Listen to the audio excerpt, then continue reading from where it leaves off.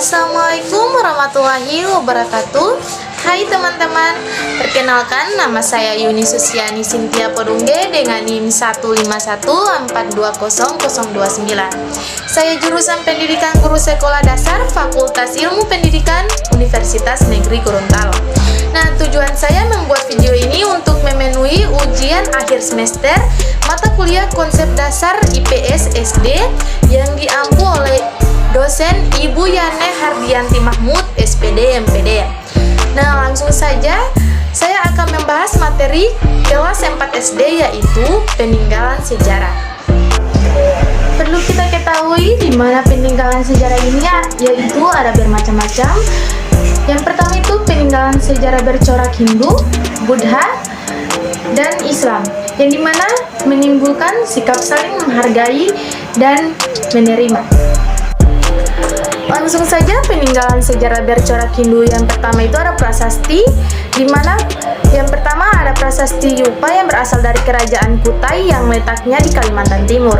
Yang kedua itu ada prasasti Ciareteun, kebun kopi, prasasti Jambu atau pasir Koleangkat yang berasal dari kerajaan Tarumanegara dan berada di Jawa Barat.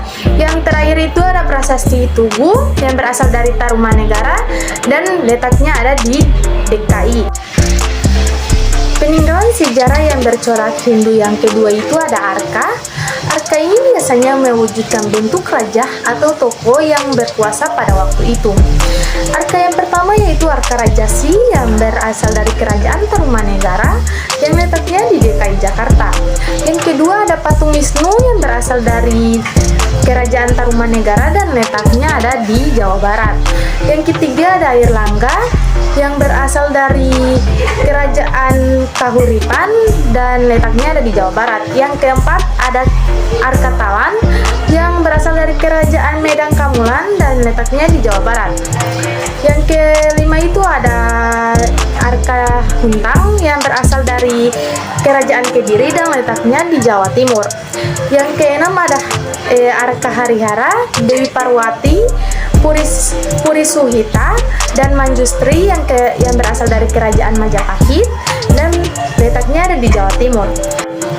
Dan yang terakhir itu ada Arka Dwarapala yang berasal dari kerajaan Singasari dan letaknya ada di Jawa Timur. Nah, berikut ada contoh gambar dari Arka Airlangga dan Arka Dwarapala. Peninggalan sejarah bercorak Hindu yang ketiga itu ada kitab atau karya sastra.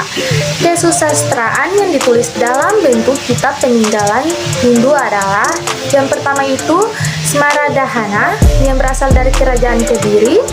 Yang kedua ada Arjuna Wiwaha yang berasal dari kerajaan Kediri. Yang ketiga ada Pararaton. Yang keempat ada Negara Kertagama, dan yang kelima itu ada Sutasoma yang berasal dari kerajaan Majapahit. Yang keenam ada Kidung Sundayana yang berasal dari Sunda. Yang ketujuh itu ada Serat Panji yang berasal dari kerajaan Majapahit, dan yang kedelapan itu ada Parahyangan yang berasal dari Sunda. Peninggalan sejarah Hindu yang keempat itu ada candi.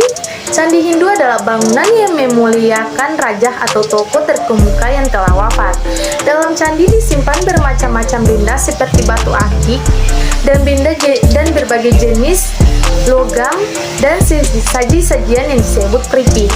Candi-candi peninggalan sejarah yang bercorak Hindu yang pertama itu ada Dieng yang berasal dari kerajaan Mataram yang letaknya ada di Jawa Timur. Yang kedua ada Gendong Songo yang berasal dari Mataram dan letaknya ada di Jawa Barat. Yang ketiga itu ada Candi Prambanan yang berasal dari kerajaan Mataram dan letaknya itu ada di Yogyakarta. Yang keempat itu ada Jawi yang berasal dari kerajaan Majapahit dan letaknya ada di Jawa Timur. Yang kelima dan keenam itu ada Kidal dan Jago yang berasal dari kerajaan Singasari dan letaknya ada di Jawa Timur. Selanjutnya ada peninggalan sejarah bercorak Buddha. Yang pertama itu ada prasasti Prasasti yang bercorak Buddha yang pertama itu ada Kedukan Bukit, Palaspasema, dan Telaga Batu yang berasal dari Kerajaan Sriwijaya dan letaknya ada di Palembang.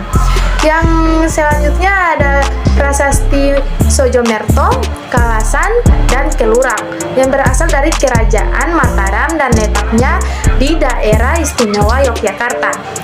Yang kemudian itu ada Prasasti Karangtengah yang berasal dari Kerajaan Mataram dan letaknya ada di Jawa Tengah. Kemudian ada Prasasti Tukmas yang berasal dari Kalinggah dan letaknya ada di Jawa Tengah. Kemudian ada Talang Tuo dan Kota Kapur yang berasal dari Kerajaan Sriwijaya dan letaknya ada di Palembang. Peninggalan sejarah yang bercorak Buddha yang kedua ada Candi. Candi Buddha pada umumnya digunakan sebagai tempat pemujaan antara lain. Yang pertama Candi Muara Takus yang berasal dari Kerajaan Sriwijaya dan letaknya ada di Riau.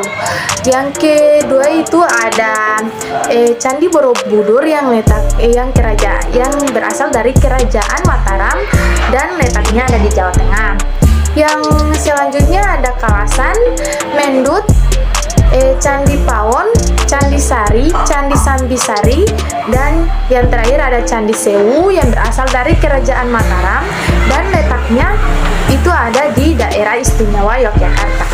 Yang ketiga itu ada peninggalan sejarah bercorak Islam. Nah, agama Islam masuk ke Indonesia sekitar abad 13 Masehi. Penyebaran agama Islam dilakukan oleh ulama dan pedagang Arab, Persia, dan Gujarat. Peninggalan sejarah yang bercorak Islam yang pertama itu ada Masjid Indrapura yang tempatnya di Aceh, Masjid Demak yang letaknya itu ada di Demak, dan Masjid Agung Banten yang letaknya di Banteng, dan yang terakhir itu ada Masjid Kudus yang letaknya di Kudus. Peninggalan sejarah yang kedua yang bercorak Islam ada makam. Nama makam yang pertama itu ada Sultan Malik Al-Saleh yang tempatnya itu ada di Samudra Pasai, dan yang kedua itu ada Iskandar Muda, tempatnya itu ada di Nanggro Aceh, Darussalam, dan yang ketiga itu ada Maulana Malik Ibrahim yang tempatnya ada di Gresik, Jawa Timur. Yang keempat ada Raja Goa Talo yang tempatnya ada di Goa, dan yang kelima itu ada Sunan Bonang yang letaknya ada di Tuban, Jawa Timur.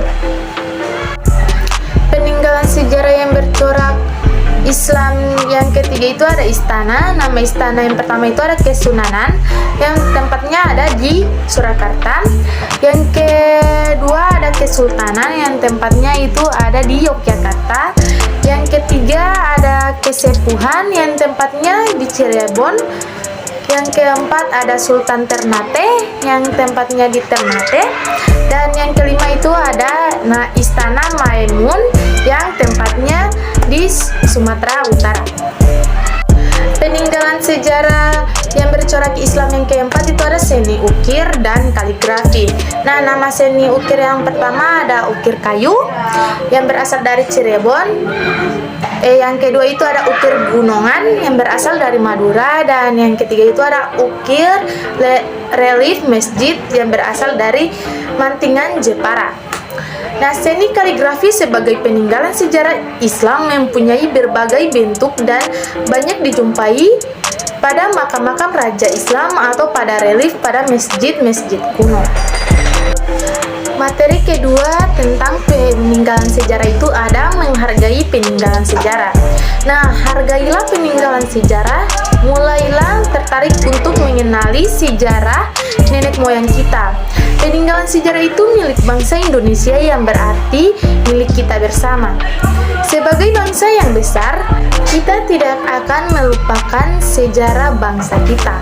Salah satu contohnya itu kita harus menghargai peninggalan sejarah. Yang pertama itu mengunjungi tempat bersejarah. Nah, untuk adik-adik atau teman-teman, saat berlibur itu kunjungilah tempat-tempat bersejarah seperti candi, istana, makam, masjid, benteng, dan museum. mencari bukti peninggalan sejarah. Yang ketiga ada membandingkan berbagai peninggalan sejarah. Nah, adik-adik atau teman-teman, perlu diketahui benda-benda peninggalan sejarah itu secara garis besar bercorak Hindu, Buddha, Islam, dan percampuran di antara ketiganya.